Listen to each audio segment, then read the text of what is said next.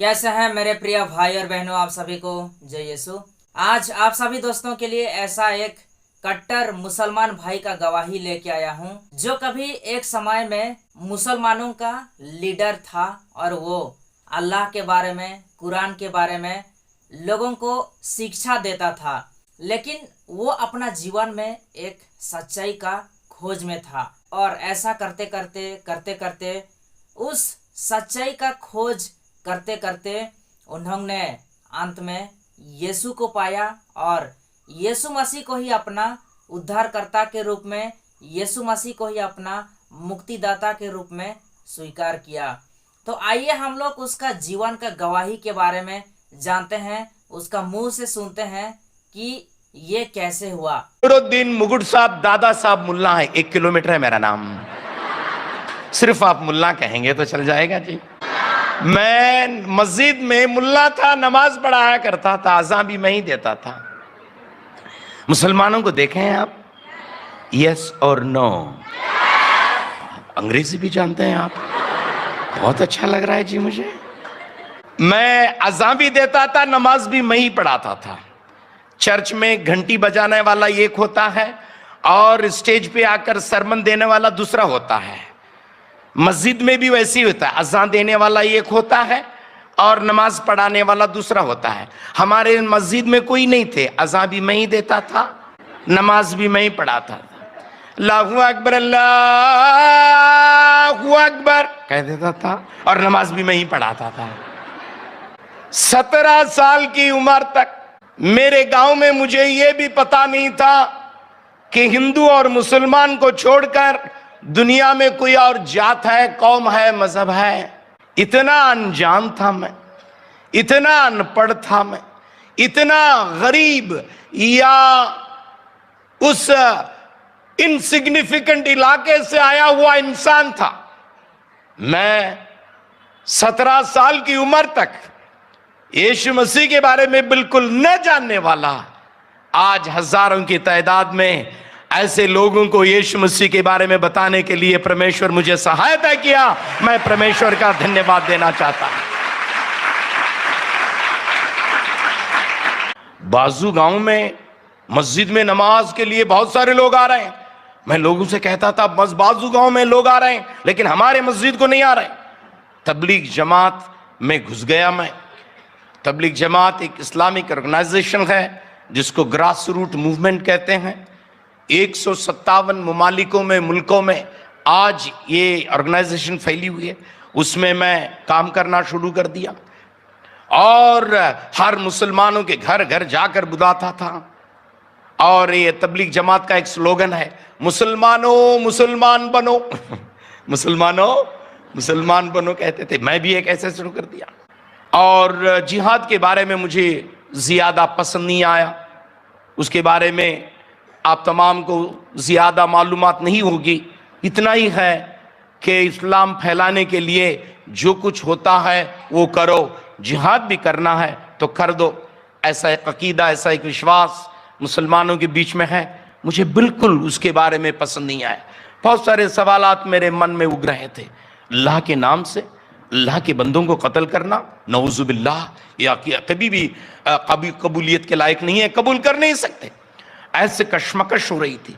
उस दौरान केरला के 2 लोग मेरे कमरे में आकर यीशु मसीह के बारे में बताना शुरू कर दिए।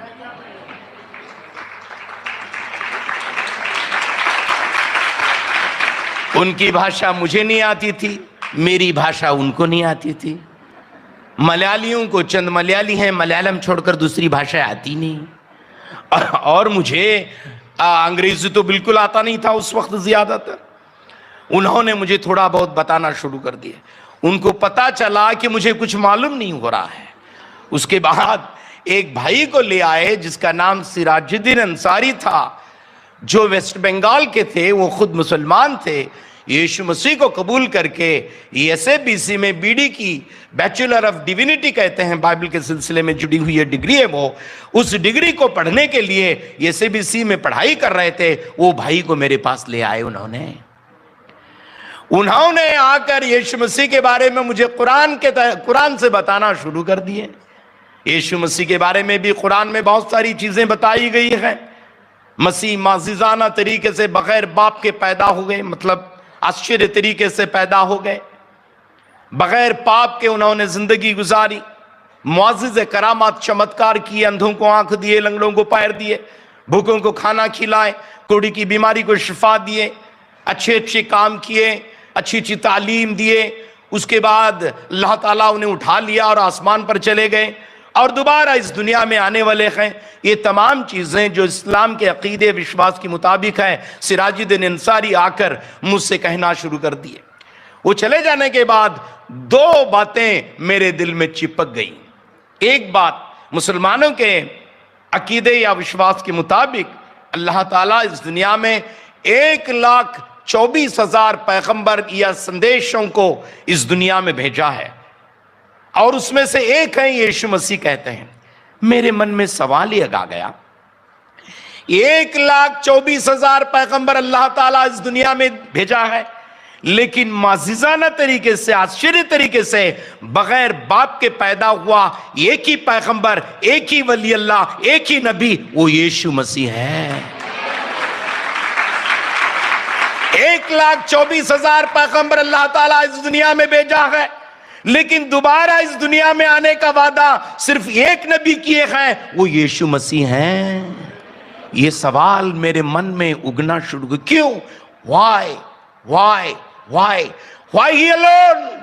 वाई यीशु मसीह क्यों? यीशु मसीह क्यों? ये मुझे यीशु मसीह के बारे में ज्यादा जानने के लिए मुझे खींचते ले आया। तकरीबन 8 महीने की कश्मकश होती रही मुझे। कुरान या बाइबल, मस्जिद या चर्च, क्रिश्चियनिटी या इस्लाम, बहुत सारी चीजें इसमें आकर्षित कर रहे थे। और उसके बाद उन्होंने मुझे उर्दू बाइबल दे दी। मेरी मादरी जुबान उर्दू है, लेकिन हमारी स्टेट लैंग्वेज कन्नड़ा है। उर्दू में मुझे बाइबल दे दी उन्होंने। बाइबल में पढ़ते पढ़ते 3 किताबें मुझे बाइबल में बहुत पसंद आ गई। एक भजन संगीता, जबूर जिसे कहते हैं, और मैं बीमार था उस वक्त, बहुत परेशानी से गुजर रहा था। जब मैं भजन संगीता जबूर को जब कभी पढ़ता हूं तो बहुत अच्छा लगता था मुझे। आज भी जब मैं मुसलमानों के बीच में मसीह के बारे में पैगाम देने के लिए जाता हूं या कलीसिया को मुसलमान आ जाते हैं तो हमेशा जबूर को दिया करता हूं। हमारे पास बहुत सारे बुकलेट्स हैं, अलग अलग वक्त पर, बीमारी के दौरान कैसे दुआ करना, सुबह को किस तरीके से दुआ करना, शाम को किस तरीके से दुआ करना। उर्दू में अलग अलग दुआओं को जबूर या भजन संगीता से चुनकर हम लिखे हैं, मुसलमानों को वही देते हैं। बहुत अच्छा लगता था मुझे। और उसके बाद ये पहाड़ी प्रचार, पहाड़ी वाज जिसे कहते हैं, यीशु मसीह पहाड़ पर बैठकर अपने पास आए हुए हजारों की तादाद में यीशु मसीह परमेश्वर के वचन को बांट रहे थे, उसको पहाड़ी वाज कहते हैं, पहाड़ी प्रचार कहते हैं। वो बहुत मुझे पसंद आया। ऐसे पढ़ते पढ़ते पढ़ते पढ़ते पढ़ते पढ़ते पढ़ते इस आयत पर मेरी नजर गड़ गई, जहां कहा गया है, अगर अपनों को मोहब्बत करने वालों ही को मोहब्बत करोगे तो क्या ज्यादा करोगे, अपनों को खाना खिलाने वालों ही को खाना खिलाओगे तो क्या ज्यादा करोगे, अपनों को खाने के लिए दावत देने वालों ही को दावत देगो तो क्या ज्यादा करोगे। गैर कौम के लोग वैसे करते हैं, महसूल लेने वाले वैसे करते हैं, लेकिन मैं तुमसे कहता हूं, अपने दुश्मन से प्यार करो। मेरा दिल ये वचन को पढ़ने के बाद पिघल गया, कच्ची दीवार में कंकर जैसे चिपक जाता है। ये वचन मेरे मन में पकड़ गया। दुश्मन को अदावत करने के लिए, दुश्मन से नफरत करने के लिए, दुश्मन से बैर रखने के लिए, दुश्मन को कत्ल करने के लिए जब ये अकीदा सिखाया जाता है तो उसके बरअक्स मैं यहां देख रहा हूं कि दुश्मन को प्यार करने के लिए, मोहब्बत करने के लिए। मेरी आवाज को सुनने वाले, अंदर और बाहर बैठकर देखने वाले प्यारे भाई और बहनों से मैं कहना चाहता हूं, दुश्मनों को प्यार और मोहब्बत करने के लिए अगर कोई एक व्यक्ति सिखाया हुआ है तो वो मुर्दों में से जी उठा मेरा अल मसीह है। हालेलुया, ऊंची आवाज से हालेलुया। इसलिए बड़े गर्व के साथ मैं आज कहना चाहता हूं, ये एक आला मजहब है, एक आला रास्ता है, एक उम्दा रास्ता है। इस रास्ते में परमेश्वर हम तमाम को लाया है। क्यों ना जोरदार तालियों के साथ उस परमेश्वर का तहे दिल से आज हम शुक्रिया अदा करें।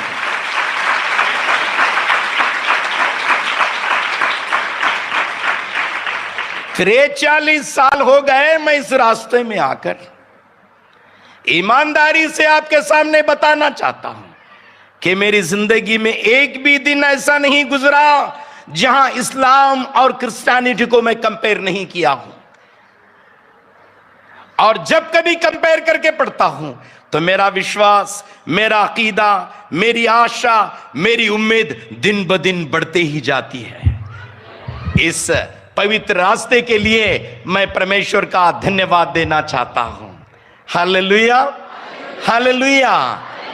यीशु मसीह को कबूल करने के लिए बहुत सारी रुकावटें थी। चंद चीजें यीशु मसीह की तरफ मुझे खींच तो रही थी, लेकिन बहुत सारी रुकावटें भी मुझे आ रही थी। एक दिन मैं उनसे बहस कर रहा था। ये एसएबीसी कॉलेज में बीडी की पढ़ाई कर रहे थे, बैचलर ऑफ डिविनिटी कहते हैं, वो एक बाइबल कॉलेज की डिग्री है।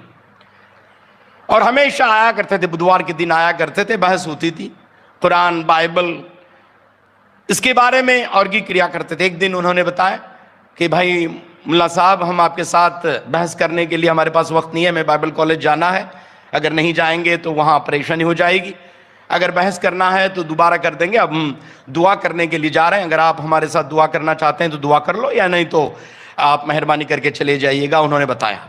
उस वक्त मैं डायलामा में था, इस तरफ भी नहीं उस तरफ भी नहीं, ना ही मुसलमान में पक्का हूं ना ही क्रिश्चियन की तरफ आया हूं, डोल मडल कहते हैं ना, ऐसे माहौल में था मैं। उनके साथ मैं कहा मैं भी आपके साथ दुआ करना चाहता हूं। उस वक्त मैंने आंखें बंद कर दी, क्योंकि मुसलमान दुआ जब करते हैं, प्रार्थना नमाज वगैरह करते हैं, तो उस वक्त आंखें बंद नहीं करते। क्रिश्चियन लोग आंखें बंद करके दुआ करते हैं। मैं भी आंखें बंद कर दी और मैंने भी दुआ करना शुरू कर दी। दुआ मेरी क्या थी मालूम क्या? कुरान शरीफ की एक पहली आयत है, पहला सूरा जिसे कहते हैं, पहला चैप्टर है, उसमें ऐसी एक दुआ है, अहदिना सिरातल मुस्तकीमा सिरातल लजीना। उसमें ऐसे बताया, अल्लाह मुझे तेरे सीधे रास्ते पर चला। मैं भी यही दुआ की, अल्लाह ऐ खुदा मुझे सीधे रास्ते पर चला। मैं मानता हूं खुदा एक है, परमेश्वर एक है। खुदा अगर एक है, परमेश्वर अगर एक है, खुदा के पास जाने का रास्ता भी एक ही होगा। ऐ खुदा मैं जानना चाहता हूं दिल की गहराइयों से। उस रात जुमेरात का दिन था, गुरुवार का दिन था, मुझे लगता है उस दिन मैं प्रार्थना करना शुरू कर दिया। और करते करते करते थोड़े वक्त में ऐसे लगा कि कोई ठंडा पानी मेरे दिल में डाल रहा है। पवित्र आत्मा उस रात जोरावरी से मेरे अंदर काम करना शुरू कर दी। प्रार्थना के बाद फौरन वापस बाहर वो निकल आ गए। आने के बाद भाइयों को मैंने बताया कि भाई दुआ के दौरान मुझे बहुत अच्छा लगा, शांति लगी, ऐसे लगा कि तमाम मेरे शक ऐसे निकल गए जैसे सूखे हुए पत्ते पेड़ से गिर जाते हैं। बहुत आनंद हो गया, उनको भी बड़ी खुशी हो गई। दोबारा वो अंदर लेके चले गए, यीशु मसीह के बारे में बहुत सारी चीज़ें उन्होंने बताई। उस रात मैं यीशु मसीह को मेरे मुनज्जी के तौर पर, मेरे रक्षक के तौर पर उस रात मैंने कबूल कर दी। उस वक्त मेरी प्रार्थना, जीऊंगा तो मसीह के लिए, मरूंगा तो मसीह के लिए। आप लोगों ने देखा दोस्तों इस मुसलमान भाई का छोटा सा गवाही के वीडियो क्लिप को। एक सच्चा और कट्टर मुसलमान, जो कि मुसलमानों का लीडर, और वो भी अल्लाह के बारे में शिक्षा देने वाला भाई, कुरान के बारे में जानकारी देने वाला भाई, अंत में यीशु मसीह को ही अपना उद्धारकर्ता के रूप में, यीशु मसीह को ही अपना मुक्तिदाता के रूप में स्वीकार कर लिया। दोस्तों, आप सभी को ये अच्छी तरह से जानते हैं कि जो हमारे मुसलमान भाई लोग हैं वे कभी यीशु मसीह को अपना परमेश्वर के रूप में स्वीकार नहीं करते। वे कहते हैं कि यीशु मसीह एक नबी था, अर्थात यीशु मसीह एक आखिरी नबी था। उनका कहना ऐसा है दोस्तों, और वे कभी यीशु मसीह को अपना मुक्तिदाता, अपना उद्धारकर्ता या फिर अपना परमेश्वर के रूप में कभी स्वीकार नहीं करते। लेकिन वचन हमें क्या शिक्षा देता है, आइए हम लोग थोड़ा सा वचन की ओर चलते हैं और जानने के लिए कोशिश करते हैं। यदि आप लोग पढ़ोगे संत यूहन्ना का अध्याय 8 का 19 में, तो लिखा है, इस पर उन्होंने ईसा से कहा, कहाँ है आपका वह पिता? उन्होंने उत्तर दिया, तुम लोग ना तो मुझे जानते हो और ना मेरे पिता को। यदि तुम मुझे जानते तो मेरे पिता को भी जान जाते। दोस्तों, जब यीशु मसीह ने मंदिर में शिक्षा दे रहा था, उस समय फरीसी लोग यीशु मसीह को इस प्रकार से सवाल करते हैं कि कहाँ है आपका वह पिता? तो उस समय यीशु मसीह ने फरीसियों को कहते हैं कि ना तो तुम लोग मुझे जानते हो और ना ही मेरे पिता को, क्योंकि यदि तुम लोग मुझे जानते तो मेरे पिता को भी जान जाते। इस वचन हमें यह संदेश देता है दोस्तों कि जो लोग आज कहते हैं कि हम पिता को जानते हैं, अर्थात जो लोग आज कहते हैं कि हम परमेश्वर को जानते हैं, लेकिन असल में वे परमेश्वर को नहीं जानते।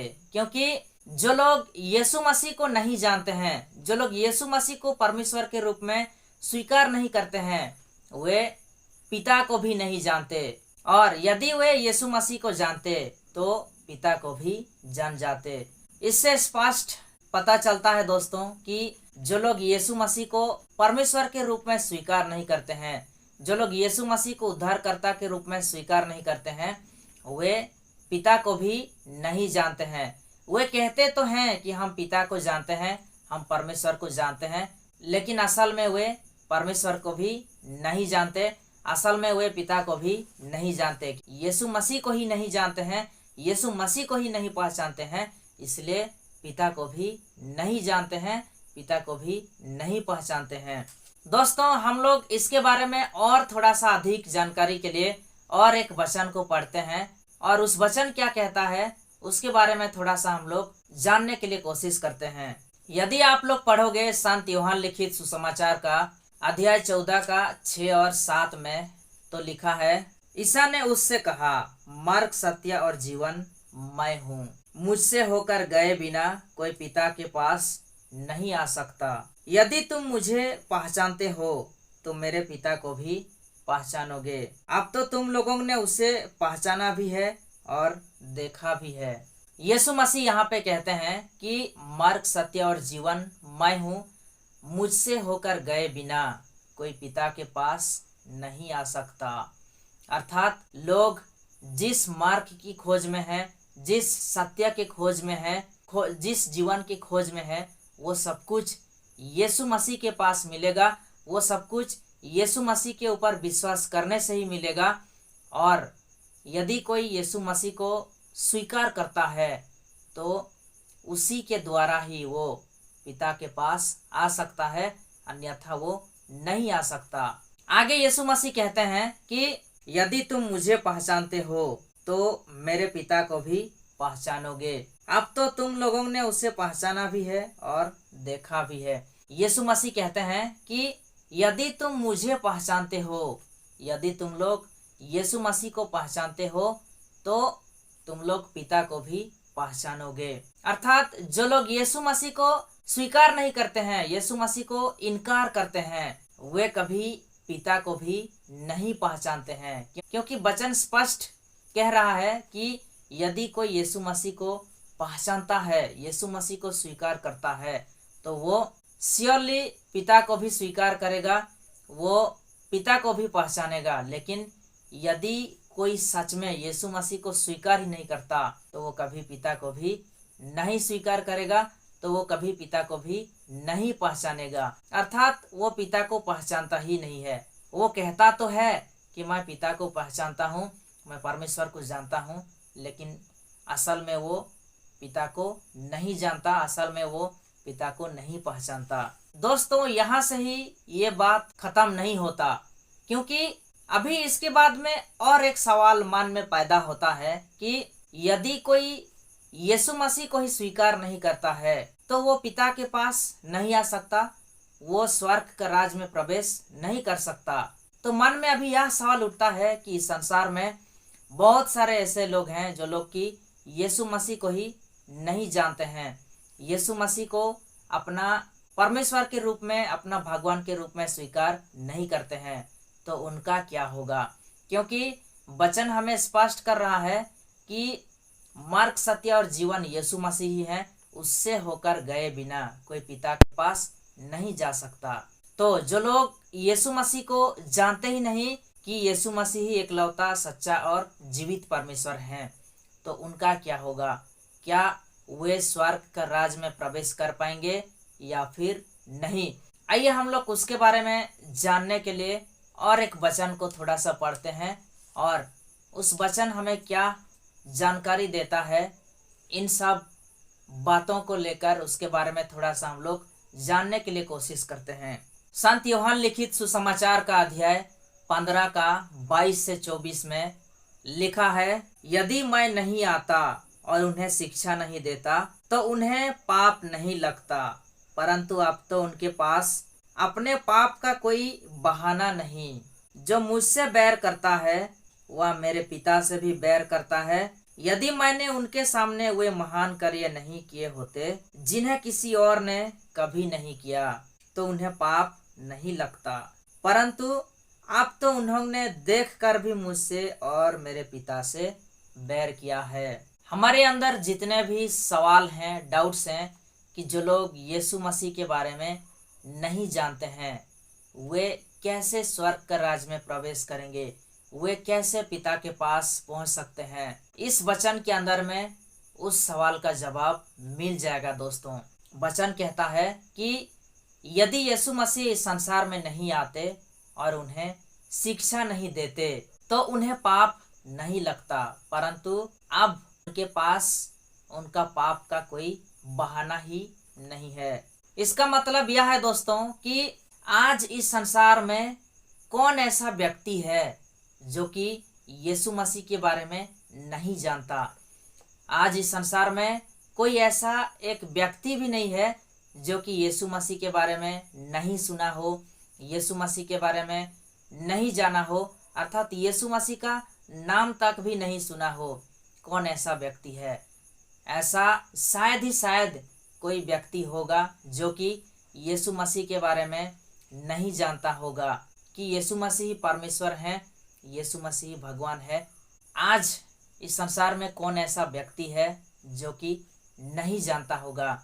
हर कोई व्यक्ति जरूर किसी न किसी व्यक्ति का मुंह से सुना है और जाना है कि यीशु मसीह परमेश्वर है, भगवान है। लेकिन फिर भी यदि वो जान कर भी कि यीशु मसीह ही परमेश्वर है, यीशु मसीह ही भगवान है, यह जानकर भी यदि वो यीशु मसीह को स्वीकार नहीं करता है, यीशु मसीह से नफरत करता है, यीशु मसीह से बैर करता है, तो उनके पास ऐसा कोई बहाना ही नहीं है यीशु मसीह को ग्रहण नहीं करने का।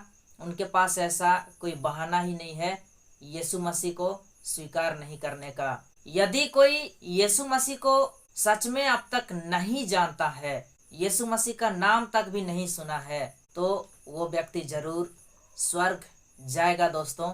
क्योंकि संसार में बहुत सारे ऐसे धार्मिक लोग हैं जो लोग की धार्मिक जीवन व्यतीत कर रहे हैं, धार्मिक जीवन जी रहे हैं, वे यीशु मसीह के बारे में आज तक नहीं भी जानते हैं। लेकिन यदि वे जानते हैं और स्वीकार नहीं किए हैं तो वे बिल्कुल पिता के पास नहीं जा सकते, बिल्कुल स्वर्ग का राज में प्रवेश नहीं कर सकते। आगे वचन कहता है, जो मुझसे बैर करता है वह मेरे पिता से भी बैर करता है।